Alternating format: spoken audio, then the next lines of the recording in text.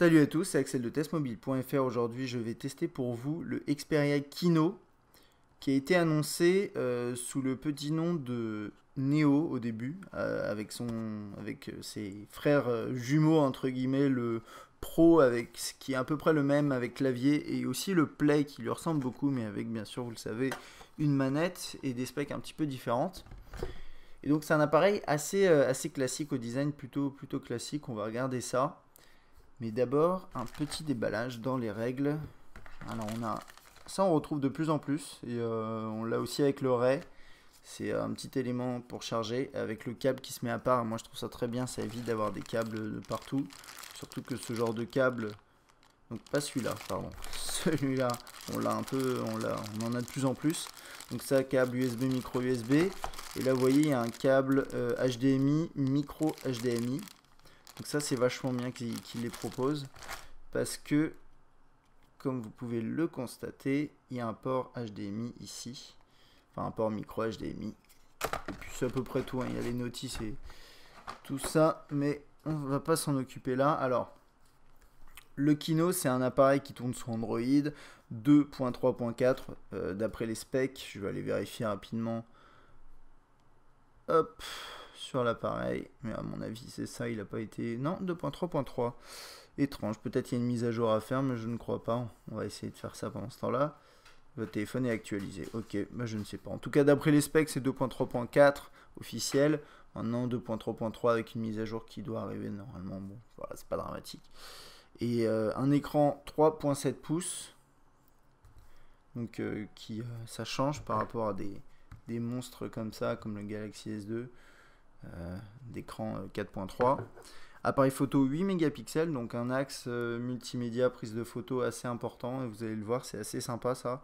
Par contre, pas beaucoup de mémoire par défaut, 320 MO, mais vous pouvez aller jusqu'à 32 Go en micro SD, vous avez une carte 4 Go qui est incluse, donc ça c'est bien. Processeur 1 GHz, plutôt standard. Niveau autonomie, alors bon, ça c'est les autonomies annoncées, je préfère vous les donner, parce que c'est difficile de faire des tests réels. Maintenant, je peux à peu près confirmer. 400 heures en veille, ça j'ai pas pu tester. 7 heures en communication, ça non plus, c'est assez compliqué. Ils disent 30 heures en musique. Globalement, prenez ces chiffres, vous enlevez un petit peu, vous avez la réalité. Au fil du temps, normalement, ça doit quand même devenir de pire en pire, entre guillemets. Le temps n'aide pas. Et voilà, donc des autonomies plutôt classiques pour un smartphone de ce gabarit. C'est un appareil qui coûte 320 € nu aujourd'hui, là, donc en fin septembre, et 1 € avec forfait. Voilà. Ok, donc là je l'ai en version bleu et noir, et c'est plutôt sympa. Mais c'est vraiment classique quoi. C'est du Sony Ericsson. C'est comme chez HTC, il y a un design classique HTC, là il y a un design classique Sony Ericsson. Disons que c'est ça quoi. C'est un appareil qui n'a pas énormément de personnalité en termes de design puisqu'il ressemble beaucoup à tout ce qu'on trouve chez Sony Ericsson. Par exemple, vous prenez le Arc, lui il a de la personnalité et d'ailleurs ils l'ont montré. Un appareil comme celui-là, ça ressemble beaucoup à tout le reste depuis le X10. Voilà. C'est à prendre en compte. Alors qu'est-ce qu'on a? Une caméra frontale à l'avant, les capteurs habituels, écran 3.7 pouces, compatible, enfin équipé Bravia Engine, donc la technologie de Sony Ericsson pour renforcer un petit peu tout ce qui est couleur, avoir un écran un peu plus sympa. Ici vous avez des boutons physiques, ce qui est toujours bien je trouve, donc retour, home, donc accueil et menu. Donc on n'a que 3, on n'a pas le bouton recherche. Ici un bouton on-off, verrouiller, déverrouiller, qui est sur la droite ici donc. Un bouton volume qui est au milieu. Donc, par exemple, quand vous le tenez comme ça, quand vous prenez une photo, ça peut être pratique. Et un bouton dédié pour l'appareil photo. Donc, quand je vous disais que cet appareil est plutôt vraiment orienté photographie mais aussi vidéo, ça le prouve encore une fois, puisque c'est vraiment rare maintenant de trouver ce genre de bouton, et moi j'aime bien. Il est un peu petit, mais il est bien mieux que celui qu'on avait sur l'Arc, je trouve. Et vous voyez, il y a un petit relief là, enfin un petit trou pour bien placer son doigt. Non, il est plutôt bien. Je crois que, ouais, voilà, rien du tout par là. Appareil photo 8 mégapixels avec flash LED. Il filme en HD, 720p, avec autofocus continu, vous le verrez après. Haut-parleur ici, qui est pas trop mal. Et puis, en haut, bien sûr, micro USB et HDMI et le jack au milieu. Ok, on va pouvoir passer à l'interface. Donc Android 2.3.3, d'après ce qu'on a vu tout à l'heure, avec, on va aller revoir un petit coup, voilà, 2.3.3, avec la surcouche Sony Ericsson qu'on trouve un petit peu partout maintenant, notamment sur le Ray, mais sur l'Arc également. Donc c'est une surcouche qui, moi, que j'aime plutôt, avec ce système-là qui permet de naviguer parmi les widgets. Alors moi je trouve que ça c'est moyen, j'aurais préféré plein de petits rectangles, mais ça passe aussi. Et qu'est-ce qu'on a sinon? Tiroir des notifications bien entendu, qui lui n'a pas de contrôle rapide de ce type là. Ils sont plutôt sous forme de widgets, mais ça de toute façon les widgets vous pouvez en télécharger. Vous pouvez mettre des widgets comme ça également. Donc qu'est-ce qu'on a? On a ces widgets là préinstallés. Après il y a des applications qui sont soit préinstallées, soit que j'ai installées. Donc bon, là on a l'agenda, le ciné, des trucs comme Deezer, etc. Par contre, je trouve que Sony Ericsson installe beaucoup d'applications, que ce soit les siennes ou parfois des partenariats pour faire, je sais pas, de la promotion ou des choses comme ça. Donc vous le verrez après dans les menus. Il y a aussi pas mal de choses dont on va parler aussi. C'est ce genre de service qui a été annoncé. Donc c'est un service Sony qui s'appelle Curiosity. Par exemple, ils ont un service de vidéo à la demande où on peut louer des vidéos, etc. Je vais vous montrer ça. Je vais pas louer une vidéo, mais je pourrais vous montrer l'interface. Et également un truc qui s'appelle Music Unlimited, donc musique illimitée. Donc music.curiosity.com, c'est une sorte de Deezer, Spotify-like, sauf que quand on écoute de la musique, c'est limité à 30 secondes et il faut payer pour accéder sur son mobile, donc je vais pas pouvoir vous montrer.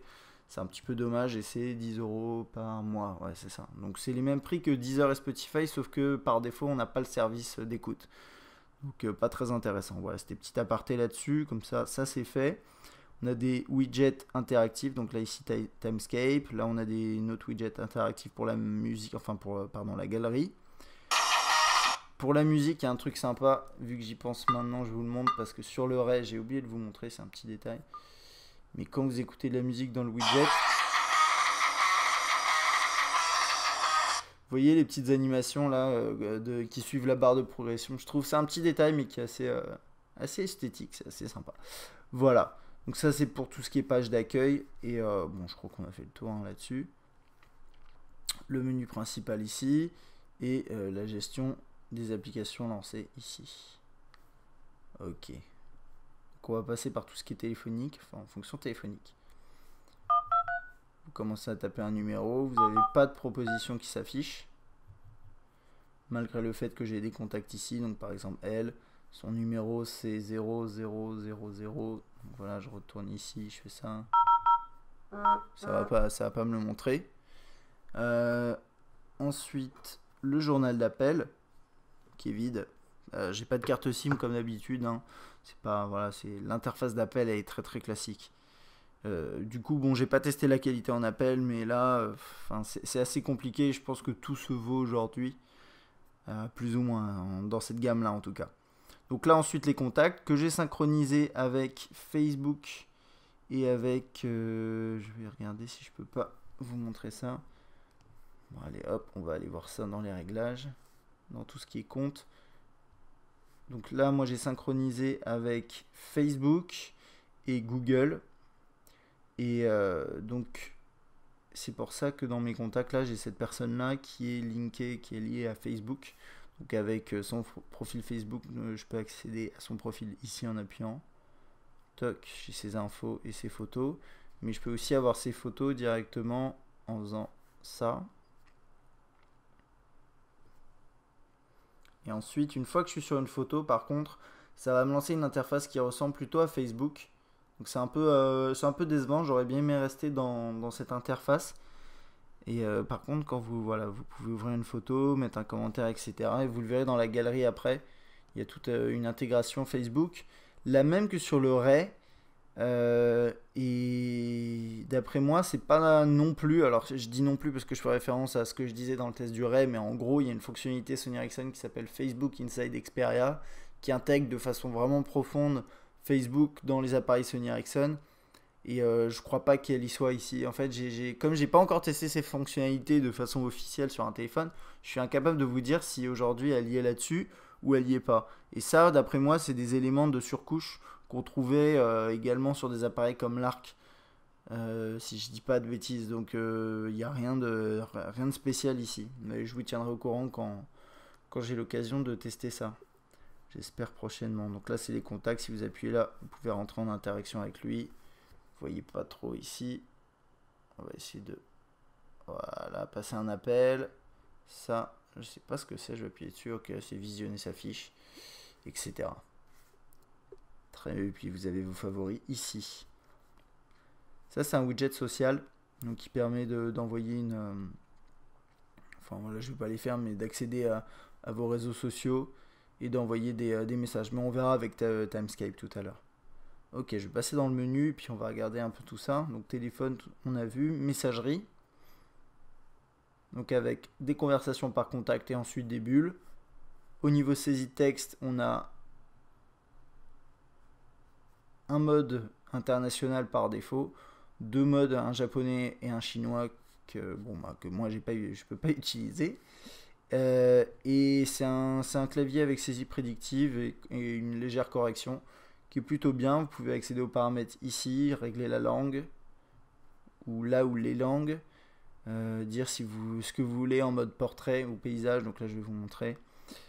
En portrait, on peut avoir aussi ce qu'ils appellent le phone pad, donc qui permet de faire une sorte de T9. Donc, je sais pas.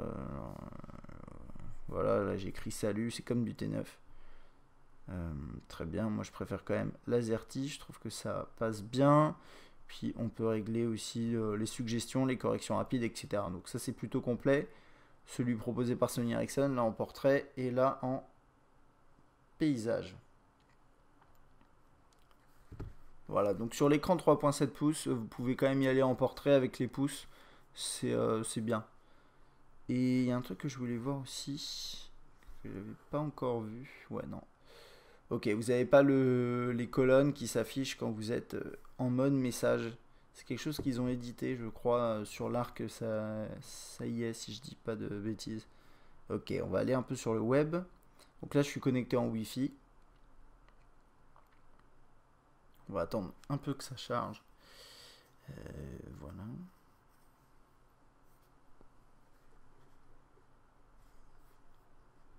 Donc pendant que ça charge, c'est assez compliqué. On peut pas défiler. Il faut vraiment attendre. Et même là, ça a chargé. Et vas-y, tu me dis quand c'est bon. Ok.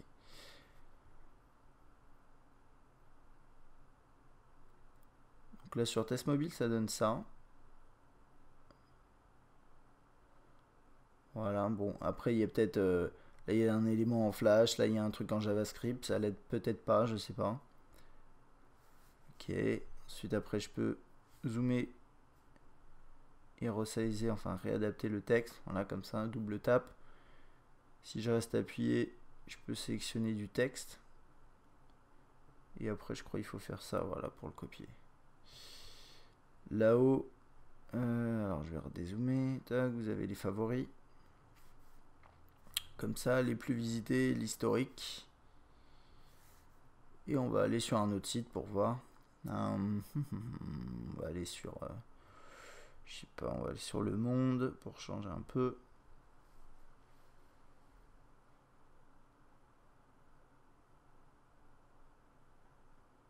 Donc là, c'est la version mobile. On va voir si c'est plus fluide. Oui, c'est quand même plus fluide que test mobile en version non mobile. Je vais accéder à la version web. On va voir comment il se comporte. Après, je pense que le site est assez léger quand même. Vu qu'il fait pas mal de trafic, ils ont dû optimiser ça. Je vais attendre un tout petit peu. Donc là, par contre, j'arrive à... Ouais, j'allais dire j'arrive un peu à défiler alors que le téléphone n'a pas terminé. Mais pas réellement, donc... ouais, si, un petit peu. Bon, voilà, c'est fluide quand il veut, mais il y a des moments ça veut pas, quoi, entre guillemets. Donc moi je trouve quand même aujourd'hui, là, avec les récents tests que j'ai fait, il y a encore assez peu de téléphones qui arrivent à égaler la navigation web sur iPhone 4 et toutes les gammes autour du Galaxy S2, Sensation, etc. etc. tout ce qui est dual core. Je trouve ça un peu triste parce qu'il y avait à une époque quand même des smartphones qui étaient assez bons sur le web. Et lui, je dis pas qu'il est mauvais, hein, il est bon, mais il y a des problèmes de lenteur quand même. Quand il veut pas défiler alors que je lui demande, je trouve ça un peu dommage. Et voilà, mais bon, ça fonctionne quand même bien et ça fonctionne comme un terminal 1 GHz. Mais je m'attends peut-être à un peu mieux. Voilà. Ok, on va passer à la suite. Bon, Timescape. Une fois que vous avez configuré vos comptes sur les réseaux sociaux, vous pouvez accéder à l'intégralité des activités là-dessus. Donc là, par exemple, vous avez Twitter. Là, vous avez Facebook. C'est bizarre parce que j'ai configuré mon compte et il ne me les charge pas. Ça n'a pas de sens. Actualiser peut-être. Non, je sais pas. Bon, c'est pas grave. C'est pas dramatique. Et là, ici, je verrai l'intégralité de mes updates. Donc ça mélange à la fois Twitter, Facebook, etc. Voilà. Bon. On va revenir là. Paramètres, on va pas regarder. Lecteur musical. Alors, lecteur musical qui est plutôt sympa. Une interface vraiment jolie. Donc, vous avez les artistes ici. Album, morceaux. En mode paysage, ça donne ça. Avec la barre sur la gauche. Qui était en bas avant. Quand vous rentrez dans un artiste, là qui a une pochette, vous avez la pochette qui se met en fond. Vous pouvez faire lecture aléatoire ici. Ou lecture aléatoire là. Vous pouvez également lancer un artiste en lecture aléatoire et accéder à vos playlists. Par exemple, les plus lus. Voilà, là pour l'instant, jamais. Voilà, bon, je peux faire ça par exemple. Jamais lu, lecture aléatoire, ce genre de choses. Donc ça, c'est pas mal. Pas mal. Et vous avez un système de recherche là-haut. Par exemple, voilà, si je tape, je sais pas trop. Voilà, j'ai ça qui arrive, etc. Ok. Et envoi multiple, on peut cocher et envoyer des morceaux par Bluetooth, email, Gmail. Voilà. Je crois que là-dessus on a fait le tour, donc on va pouvoir écouter quelques morceaux et voir déjà l'interface et ensuite parler un peu de la qualité du haut-parleur. Donc là c'est l'interface avec la pochette qui s'affiche s'il y en a une. Lecture, pause, suivant, précédent, avancer dans le morceau. Ici, en mode paysage, ça ressemble à ça. Oups. Là ici on a des fonctions qui nous permettent de rechercher sur internet en fonction du morceau que vous écoutez. Donc là par exemple vidéo de karaoké sur YouTube, vidéo musicale sur YouTube, ce genre de choses. L'icône je trouve elle est un peu c'est pas très clair pour moi ce que ça. Au début je croyais que c'était un bouton pour faire mode aléatoire, mais en fait non, je crois que c'est le logo, c'est un logo lié à Sony Ericsson, je sais pas exactement quoi. C'est pas peut-être le logo Walkman ou je sais pas trop. Là c'est la liste de lecture en cours. Et là on revient où on était avant. Et c'est parti, on va écouter un peu de musique.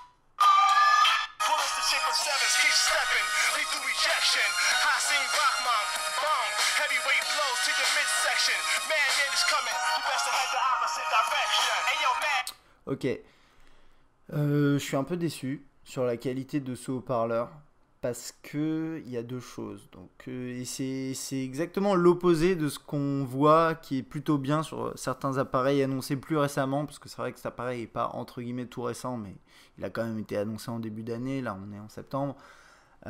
C'est que il a de la puissance, mais quand on est à fond, la qualité n'est pas au rendez-vous. C'est-à-dire que ça crache. Je sais pas si vous l'entendez à travers le micro là dans la vidéo, mais par exemple sur le tout premier morceau, il il y avait pas mal d'éléments de fond qui grésillaient. Et je sais que c'était pas comme ça normalement dans le morceau. Ce genre de choses. Et on sent pas du tout les basses, mais ça c'est encore une fois, ça c'est normal hein, sur un mobile, mais parfois on les sent. Mais ça sert à rien d'après moi d'avoir de la puissance si quand on met à fond le son est entre guillemets dégueu. Bon, il est pas dégueu, hein, mais il est pas très propre. Donc ça pour moi c'est un problème, à part si... On va voir ce que ça donne si je vais reprendre le même morceau qu'au début et je vais voir en mettant moins fort du coup. Ça paraît évident ce qui va se passer, mais...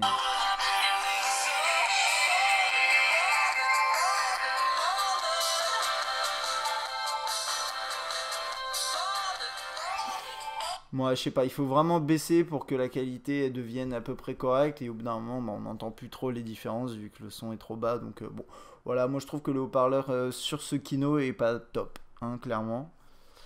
Voilà,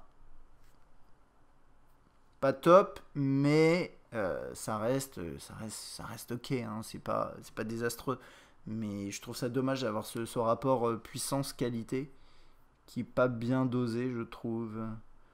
On a la petite... ça, c'est une vidéo que j'ai filmée tout à l'heure. On va plutôt regarder. Ouais, ça. Donc là, c'est des photos prises avec l'appareil. Avec ce téléphone. C'est à peu près fluide. Il a eu un peu de mal au début.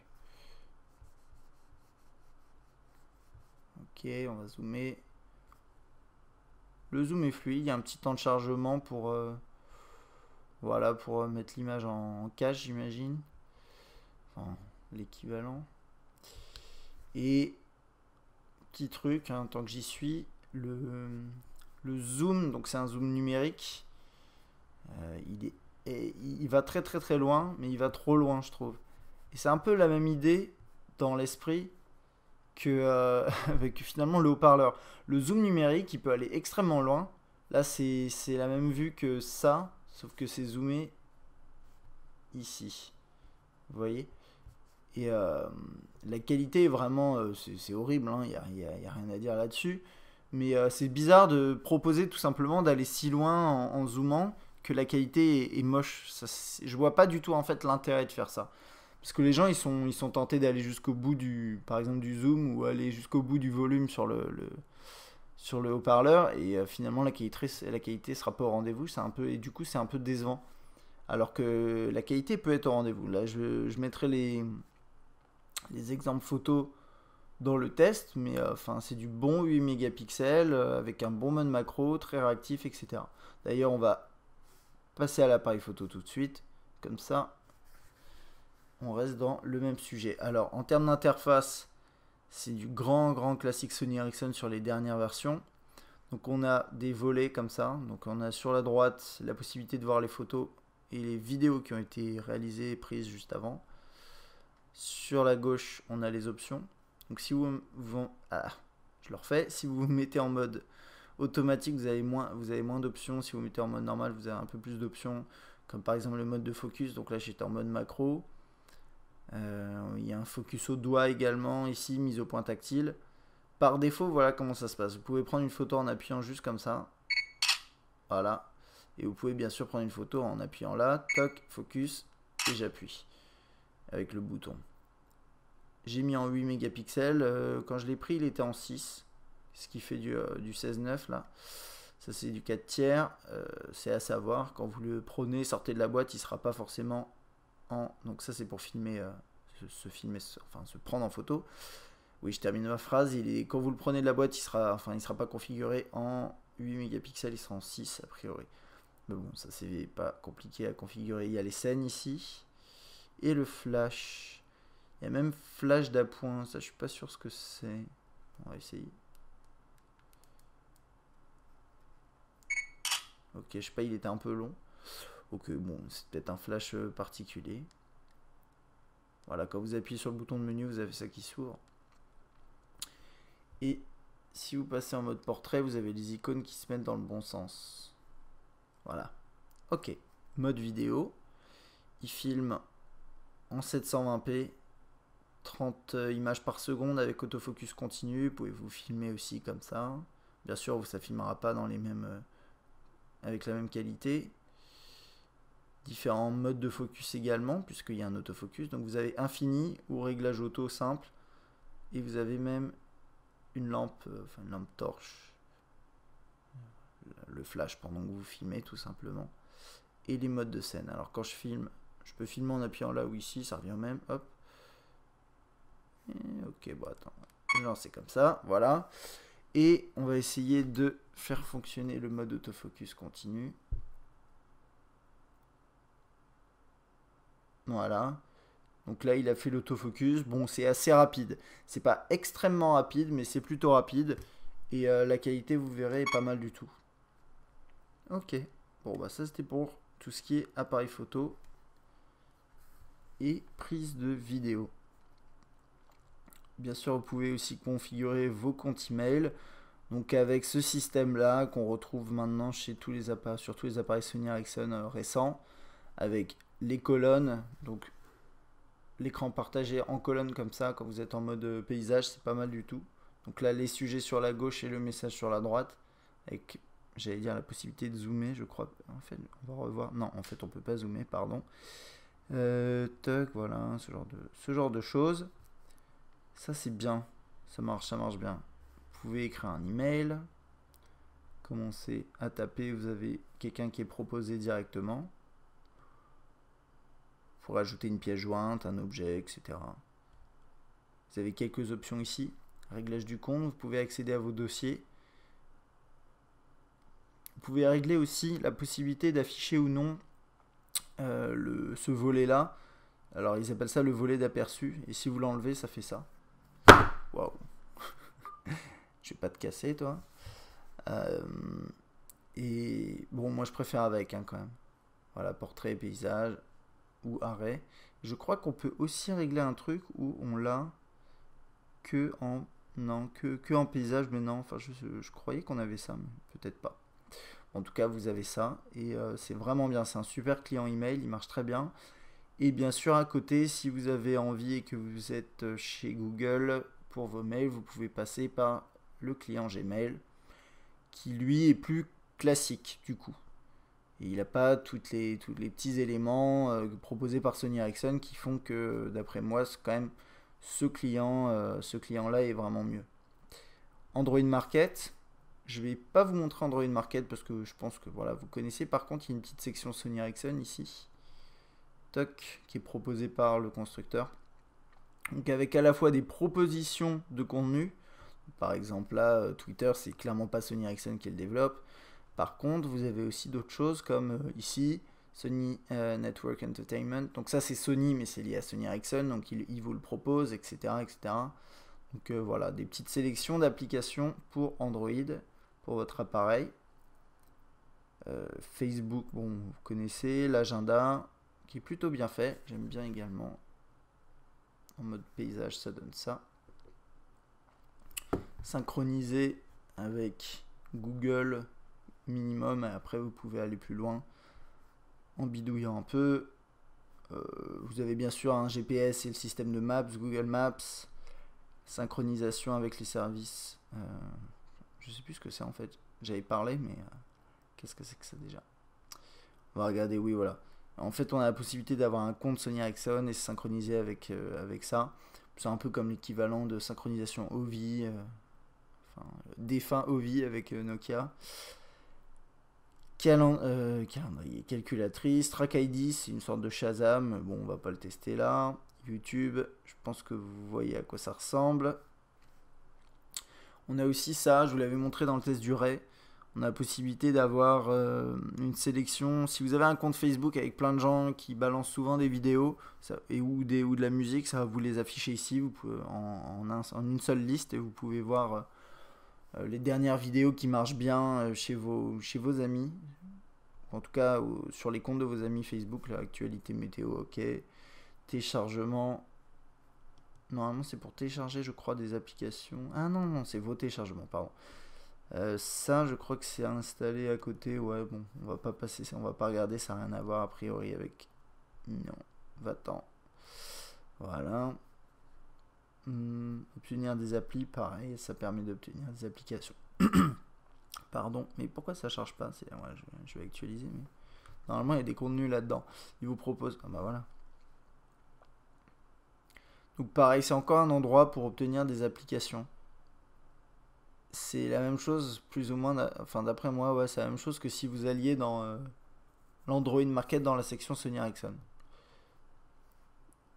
Ok, vous avez Uno qui est installé. Je sais pas, UEFA, c'est peut-être l'ancien testeur qui l'avait mis, mais je laisse là-dessus, je sais pas, mais c'est des applications à part, c'est pas... Ça, c'est une application promotionnelle pour du tennis. Ok, DLNA, je pense que c'est... Ouais, c'est ça. Donc avec serveur DLNA, etc. Bon, ça, si vous utilisez ces fonctionnalités, radio FM, recherche d'extensions, parce qu'avec Timescape, vous avez quelques extensions de photos, musique, Gmail, etc. Donc à tester si vous aimez bien l'interface Timescape. Ok, et je crois qu'on va pouvoir passer à tout ce qui est Curiosity, mais ça va être vite fait. Hein. Et ce dont je vous parlais au début de la vidéo. Donc là, on a Video Unlimited, qui je trouve est un peu lent à charger. Même pour charger les bandes annonces, c'est un peu lent. Malgré le fait que je sois en Wi-Fi. Voilà, ça arrive. Et donc, c'est un service, comme je l'expliquais, où vous pouvez avoir de la vidéo à la demande. Et on va regarder Harry Potter. Donc j'attends que ça charge, vous avez une fiche avec tout le détail, vous avez même le casting complet ici. Toc. Et je peux... Ah, bon, c'est pas grave, tant pis, hop. Alors parfois j'ai l'impression qu'il n'y a pas de bande-annonce, par exemple là, il n'y avait plus de bande-annonce et j'ai perdu Harry Potter. No, Harry Potter. Bon, c'est pas grave. Je vais lancer ça, ouais, voilà, hop. J'appuie là et j'ai une bande-annonce qui doit se lancer normalement. Et tout à l'heure j'ai essayé, ça marche, c'est juste un peu lent je trouve par rapport à ce que c'est derrière. Et surtout au fait que je sois connecté en Wi-Fi. Donc là vous pouvez voir une bande-annonce. Et en fait je dis bande-annonce, mais c'est pas des bandes-annonces, c'est des extraits du film. Ce qui est un peu... Enfin, je sais pas si c'est mieux qu'une bande-annonce ou pas. Parce que là vous avez le synopsis. Et ouais, je sais pas. Bon, ça aurait été bien d'avoir les deux. C'est vrai qu'Allociné par rapport à ça, ils s'en sortent bien mieux. Mais je sais pas, je crois pas qu'ils aient ces options là. En tout cas là, vous pouvez acheter le film en SD. SD, waouh. Je sais pas si la qualité doit être top. En tout cas, si sur écran ça devrait aller, mais sur grand écran, je sais pas. Parce qu'il y a un port HDMI, ça peut être intéressant. Et loué à 3 à 4 euros. Bon voilà, je sais pas trop niveau prix si c'est bien ou pas. Parce que je connais pas trop ces services là, j'utilise pas. Enfin bon, sachez que vous avez ce système de vidéo Unlimited. Alors ils appellent ça Unlimited, mais c'est Unlimited si vous payez. Hein. À part peut-être si, avec un abonnement. Alors ça, je m'étais déjà connecté et je pourrais vous le montrer, mais le truc c'est que comme je vous disais, pour la musique, il faut payer pour pouvoir écouter. Donc voilà, mais en gros c'est une sorte de Deezer ou Spotify. Vous avez quelques jeux préinstallés, on dirait. Obtenir des jeux également. Donc là, c'est la même interface que tout à l'heure qu'on a vu, mais avec que des jeux. Donc la mise en avant de jeux, c'est pas mal. Et on a Office Suite, mais bon, vous pouvez utiliser Google Docs. Magasin. Il peut pas se connecter à Play Now. Alors Play Now, normalement, c'est encore un service avec du multimédia, des vidéos, des jeux, etc. J'ai l'impression qu'il y a plein de services qui se chevauchent entre Sony Ericsson et tout ce qui est autour de PlayStation, etc. Bon, là, ça veut pas charger, tant pis. Et Update Center qui vous dit si votre appareil est à jour. Et Liveware Manager, je sais plus ce que c'est. Je crois que c'est pour connecter oreillettes et écouteurs. Et ça, je sais pas ce que c'est. Connexion là, l'accessoire, ok. Sur connexion plugin. Ok, d'accord. Bon, en tout cas, bon, pour tout ça, vous pouvez connecter bien sûr en Bluetooth des écouteurs, que ce soit Sony Ericsson ou d'autres marques. Normalement, il n'y a pas de souci, ça marche. Et dans le menu, je vous en ai pas parlé au début, vous pouvez le trier alphabétique, plus utilisé, installé récemment. Et là, les déplacer, changer de page, etc. etc., etc. J'ai l'impression d'être allé super vite dans les menus, etc. Ça fait 2 fois que je dis etc. en moins de 1 minute, c'est un peu beaucoup. Mais bref, j'ai l'impression d'être allé assez vite dans mon test et malgré ça, j'arrive à 35 minutes. Donc je suis désolé. La prochaine fois, j'essaierai d'aller encore plus vite. Enfin bon, ça c'était pour mon test du Sony Ericsson Xperia Kino. Je dis Xperia Kino ou c'est Kino? Attendez, j'ai un doute là. Je vous dis ça tout de suite. Et c'est Xperia Kino. Ouais, bien sûr, la gamme Xperia. Donc c'est un appareil qui est intéressant, qui coûte pas trop cher, 320 euros et 1 euro avec forfait, qui est très très bon pour tout ce qui est musique, photo, vidéo. Je rajoute un petit truc que j'ai oublié de vous dire, vous pouvez pas zoomer quand vous êtes en vidéo HD. Et d'ailleurs, attendez, j'ai un doute et je préfère aller vérifier tout de suite. Je viens de dire vidéo HD et ça c'est vrai. Par contre, je voulais vérifier si on pouvait filmer quand on n'était pas en HD. Parfois ça arrive et je préfère m'en assurer direct. Comme ça au moins je suis franc avec vous. Non, ne peut pas zoomer en mode vidéo. Bon, moi ça c'est un peu dommage, hein. Mais bon, voilà, ça c'est un détail. Mais il est quand même bon hein, en vidéo, puisqu'avec l'autofocus et 720p à 30 fps, c'est vachement bien. L'appareil photo 8 mégapixels qui est top. Un bon écran également. Vous avez pas mal de services dedans, etc. Et ce sera fluide dans la plupart des jeux. Casual gaming, genre Angry Birds, Doodle Jump et ce genre de jeux. Maintenant, voilà, c'est un petit 1 GHz. C'est pas forcément une grosse... c'est pas un flagship Sony Ericsson avec un gros processeur. Et c'est à peu près tout. Sinon, qualité du haut-parleur pas top. Mais bon, c'est peut-être un détail pour la plupart d'entre vous, sachant que vous pouvez le connecter en 3.5. Et un autre point positif quand même sur cet appareil, c'est le port HDMI. Ça c'est vachement bien, la sortie HDMI avec le câble fourni.